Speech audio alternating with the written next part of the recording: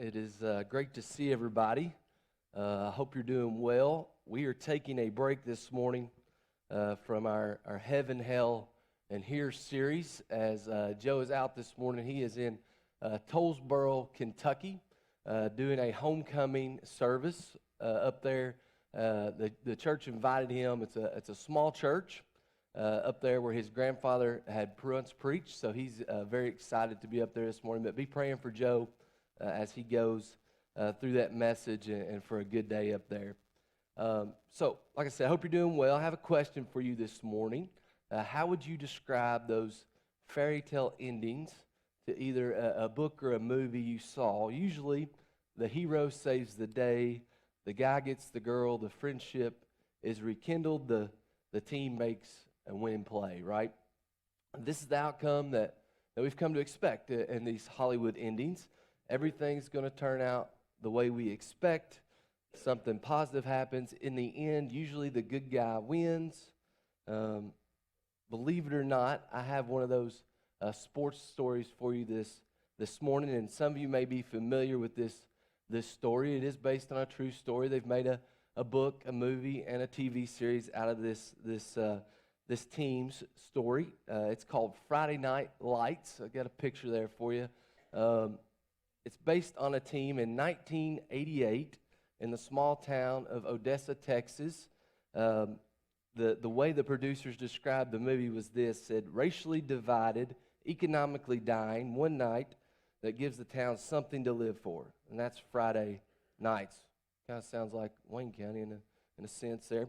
The Permian Panthers have a big winning tradition in Texas high school football, led by quarterback Mike Winchell, superstar tailback Boobie Miles. Still, all is not well as Miles suffers a career-ending injury in the season's first game. Hope is lost among the citizens, lost among the team, but still Coach Gary Gaines in the movie, played by Billy Bob Thornton, who believes that playing perfect is the key to winning. And somehow, through all the struggles and all the adversity, he lifts the team up, the team rises from the ashes, and they make this colossal season comeback. And now they're on their way to the state championship game. The town is re-energized. They have hope, but they got to go out and they got to be perfect because, as they say, nothing may matter as much as this moment for the rest of their lives. And so when you hear that description from the movie, you think, how you guess how would it end, right? Panthers overcome adversity. They battled through. You feel like they probably go out and make some play and they win the state title, right? Maybe, maybe not. If you've seen the book or read the book, seen the movie, seen the TV series, maybe you know, but I'm not going to spoil the ending just yet. But often in life, we are presented with these high-stakes situations where we feel like the decision we may make or impact us more than any other decision for the rest of our lives. And we come to expect in those moments for those to have a storybook ending, right? Something positive is going to happen. The good guy's going to win. However, sometimes in those situations, it slips away. Sometimes even we just blow it ourselves, right? It's a lot like Paul writes in Romans chapter 7. I have the Message version because I like how it reads, but I got it on the screen here for you. It says, but I need something more. If I know the law, but I can't keep it, if the power of sin within me keeps sabotaging my best intentions, I obviously need help. I realize that I don't have what it takes. I can will it, but I can't do it. I decide to do good, but I still don't do it. I choose not to do the bad, and then I do it anyway. My decisions, such as they are, do not result in actions.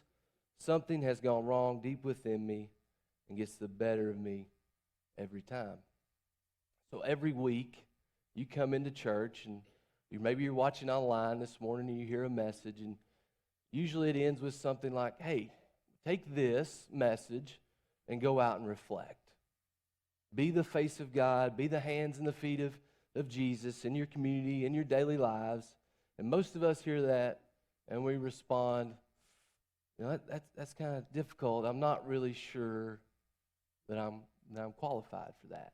I can do a lot of things. You can ask me to do a lot of things, but I don't know if I'm qualified to do that, because every time that there's an opportunity that comes up in my life to do something right, to step up in a big moment, I blow it.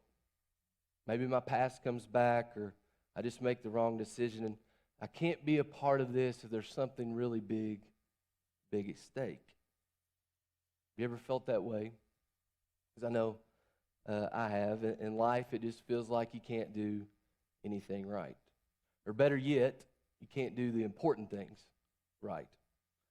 You know, all of us want to get everything correct and make the significant decisions. We want to be ambassadors for Christ when we leave here. We want to volunteer. We want to serve. But we feel like we're not good enough, or maybe we just made too many mistakes. What if I told you this morning that getting everything right, maybe that wasn't the goal? Maybe that wasn't the point. And that is the first point this morning in your bulletin there, if you're going to follow along, that getting everything right is not necessarily the goal. You see, there are a lot of people who follow Jesus closely, even today. But there's no one that followed Jesus as closely as a guy named Peter. In fact, if you could know Jesus, really know Jesus and be close to him, perhaps there's no one that knew Jesus like Peter knew him. Peter is my favorite person in the Bible besides Jesus. He was a simple guy, fisherman by trade, passionate. He didn't always do everything right, but he was always there in the big moments.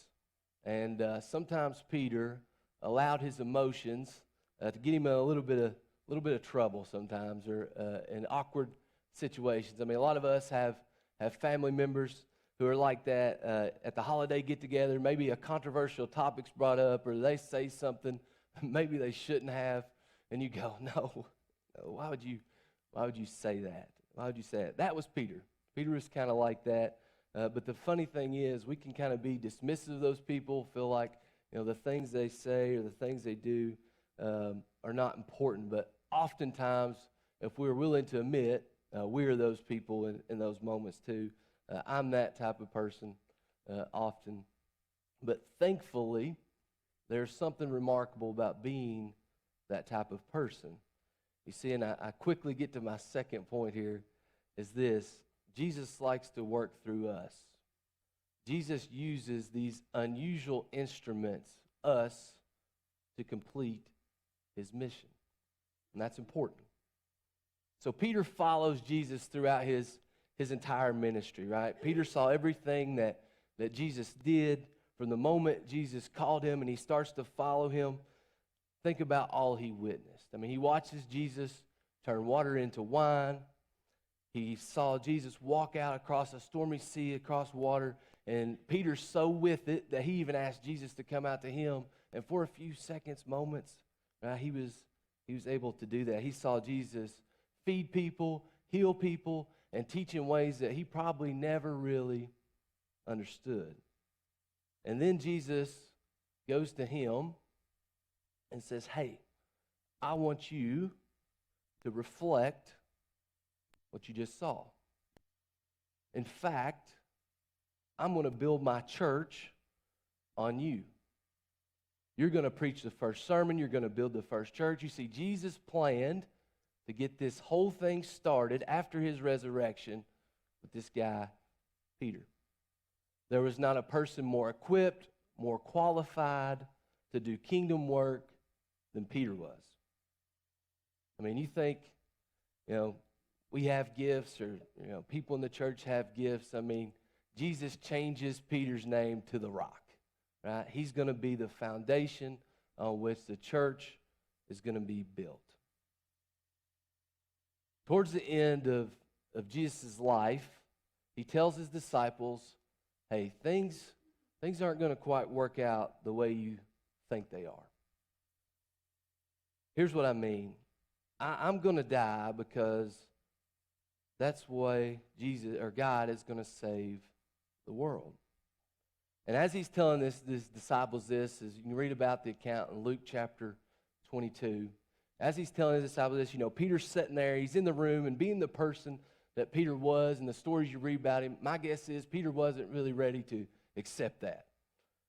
The Bible doesn't go into detail, but can you imagine the conversation that begins with all the disciples as Jesus is telling this in their mindset? I mean, they believe that Jesus is this king who's going to come and defeat this earthly evil and be able to take over this earthly throne. And because they've been with him, they could wage war against evil. And in the end, these disciples, these guys that's been following him, they're going to be at his right hand.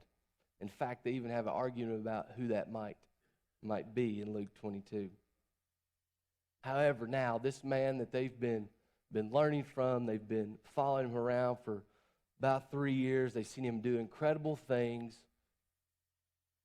He tells them, hey, I'm going to die. I'm going to die. And my guess is Peter started coming up with some solutions, maybe some other ideas with Jesus. Like, man, there's got to be some other way. There's got to be some other way. And I'm sure Jesus listened and probably responded by telling us how it's got to be. This is God's will. So it's possible Peter finally comes to this realization, right? He comes to this realization, responds boldly in Luke 22, verse 33. There's 2 parts. Lord, I'm ready to go with you to prison, to death. Jesus, you're not going to go through this alone. And Jesus, being the kind of guy he was, I guess responded, Peter, can't you just trust me?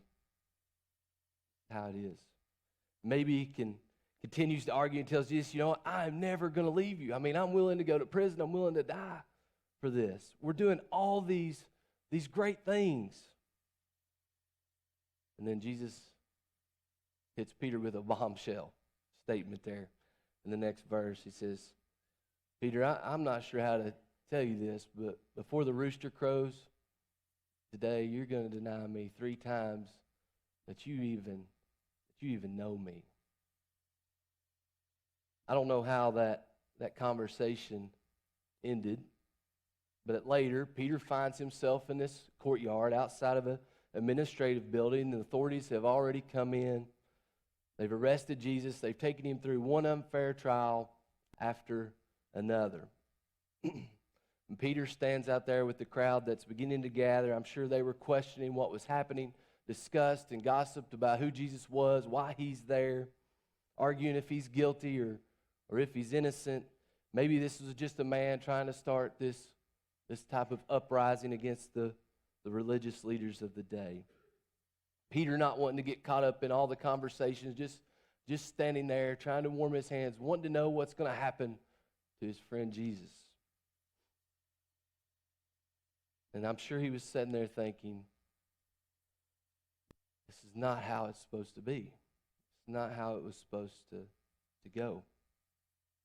When a girl walks by, the Bible tells us, she recognizes Peter. Maybe she had seen him out at one of the times that Jesus had fed people, or one of his teachings before, and she asked Peter this simple question. She says, hey, aren't you one of those Christ followers? You're one of them. You're a Jesus guy. Without thinking, Peter responds, got the wrong guy. I don't know him. I've never even met the man. And just like that, the little girl, she doesn't give up. She says, no. Wait a minute. You were there with him last week. I saw you standing right beside him. You were with the guys handing out food. Peter, listen, I keep telling you. As he looks around and he kind of notices the crowd starts to look over here at this conversation, and a hush falls over the crowd. I don't know who he is. Please just leave me alone.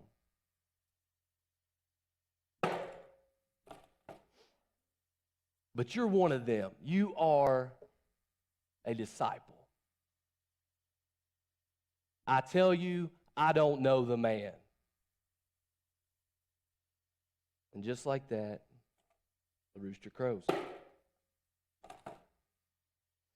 And at that time, the doors open, and under Roman guard, they bring Jesus out. And Peter's eyes meet Jesus' eyes, and Jesus knows, and Peter knows too. Both men start to weep, but for different reasons. You know, I've never stood in a courtyard and screamed, I don't know the man, but I've been in Peter's shoes. Whether it's with my actions, my lack of words, my failures, I too have denied Jesus. And it's incredible how quickly you can ruin a legacy, how quickly and how easily it is to get things wrong. And you've probably never stood in the courtyard either and denied him, but you've been there. So the question is, what happens when things turn out differently than you planned or imagined? What's your response? What happens when you blow it? When there's a huge letdown? You've had moments like this. You've had opportunities to stand with Jesus, and you don't. You're afraid to stand out in the crowd. You give in to selfish desires. You fear people more than you fear God. You fail to recognize the spiritual battles. You fail to read your Bible. You fail to pray enough. You fail at trusting Him. You fail because you don't understand the suffering and the pain. You fail because of an addiction. You fail because you let somebody else drag you down. And there's almost an endless amount of reasons we could continue to list and go on about why all of us tend to fail in these moments. But in these moments, after that, you feel guilty, you feel alone, and you hate yourself because you know you're meant for more. You know the right answer. That's probably how exactly Peter felt in that moment. Tell me this, though. Do you see him in those moments? Do you see Jesus there? Because he is. He's there. His eyes are full of compassion and grace. He's not overwhelmed by the sorrow, by the despair. He's not scared of your brokenness. He's not too weak for your sin. Because even though there might be tears in your eyes, he can say to you, I'm here. I'm here. You know that he's there because Jesus has a thing for broken people, just like I said in point 2. We're messed up. We're all messed up, right? In a sense, it's our human nature. And I know most of you have probably seen the movie Toy Story at some point in your life. The original one, not 2, 3, 4, how many ever they are. And in the very first one, there's this neighbor kid named Sid. And what Sid would do is he would take all these toys from all the kids in the community, and he would get them together, and he would start to put them and put them back together in kind of weird and unusual ways, creating new toys. And honestly, they're kind of cool looking in the movie. I mean, you have a baby head with spider legs, a fishing pole with lady legs, and a zombie hand with a baby head, and all these different toys, right? And I think Jesus looks a lot of us like these toys, right? They're broken, they're imperfect, but he says he's not scared, and he just says, hey, let's go play. Let's go do some stuff, because Jesus is not done with you no matter how far off you get, no matter how broken you've gotten. Because guess what? A broken mirror can still reflect light, usually in new and unexpected ways, pretty darn well. God says, I know that your life may feel shattered, but my light hasn't changed. And I'm here, and I'm still willing to work through you. Kind of like Paul writes in 2 Corinthians chapter 12. But he said to me, my grace is sufficient for you, for my power is made perfect in weakness. Therefore I will boast all the more gladly about my weaknesses, so that Christ's power may rest on me. That is why, for Christ's sake, I delight in weaknesses, in insults, in hardships, in persecutions, in difficulties, for when I am weak, I am strong. So the Panthers, the Permian Panthers, going back to the story, they battle through the entire state championship game. They go into halftime, down on the scoreboard. Coach Gaines lets the team know at halftime during this big speech that perfection is actually not about the scoreboard. Rather, it's about being able to look your friends in the eyes and know that you did everything you could, not one more thing, to live in the moment with clear eyes and this kind of full heart. And you see the Panthers, they storm back in the second half. One final play. It's a great Hollywood ending. They battled through so much adversity. As you're sitting there watching the movie, the expectation is this is the last play. This is it.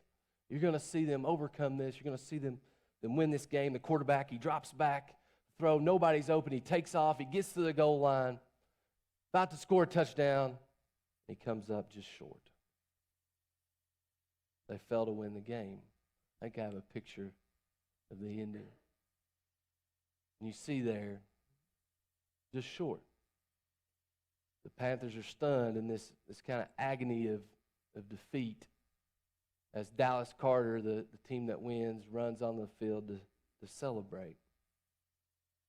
But once again, what happens when things turn out differently than you expect, than you had planned or you'd imagined, that has a letdown or some kind of failure? What is your response? I mean, do you decide that you want less of you and more of him? Less of you, more of him in these moments, because you got to continue to show up. I mean, do you think that after this game that Permian Panther football in Odessa, Texas just decided to quit? Right? That was their last game. No, it didn't just end there. It was a disappointing moment. They came back the next season, those guys that were able to return and try to win it again. And the guys that were seniors or in high school, they moved on and started living the rest of their life. You see, because God isn't going to just yank you off the field like an angry coach and yell at you. He's actually going to pick you up, and he says, hey, you missed the ball there, or you didn't quite make it. And you go, I know. Then okay, are you ready? Let's do it again. You see, your story doesn't end with your sin. I want you to hear that again. Your story this morning doesn't end with your sin. And as you see, Peter's story doesn't end in a courtyard, because after Jesus and Peter locked eyes, Peter went off to cry, and Jesus went off to the cross. Jesus didn't go along because as he went, he carried Peter's sin, he carried my sin, he carried your sin all the way on his back, up a hill, through the cross, all the way to the grave. And don't let anybody tell you that sin is not a big deal. That's not what I'm preaching this morning. Sin is a huge deal. Sin is what sent Jesus to the cross. Sin equals death. But what we know is Jesus defeated death. For you, for me, and all those years ago, for Peter. Peter and Jesus, they did meet again. And it wasn't in a courtyard, but on a beach. And on the other side of the pain and the agony and torture and death, and Jesus calls on Peter, who had actually went back to fishing, because I'm sure Peter, after this moment, thought the revolution's over. I'll just go back to doing what I know. Everything's already failed. So when Peter gets to the side of the water and realizes that Jesus is over there, what do you do when you realize your friend is alive? You go and have breakfast, right? Isn't that the natural thing? You go and have a meal together. So Peter has some fish, and Jesus starts a fire, and they eat and they talk together. And I'm sure it's a little bit awkward for Peter, because what do you say to the Son of God that you just betrayed the last time that you you'd seen him, but you got to break the ice somehow. And Jesus asks this straightforward question to Peter. He says, Peter, do you love me? Peter responds, of course. You know I love you. Once again, Peter asks, the second time, do you love me? Perhaps a little annoyed, maybe a little bit convicted, Peter responds, Jesus, you know I love you. You know I do. Third time, Peter, do you love me? Jesus says. More than anything, I do. Okay. Now, I'll paraphrase the next part as Jesus looks out into the water. And basically, here was Peter, or Jesus' response to Peter. Let's get back to work. Let's get back to work. Because all those things that Jesus promised Peter about building the first church, preaching the first sermon, and being the rock, all became true.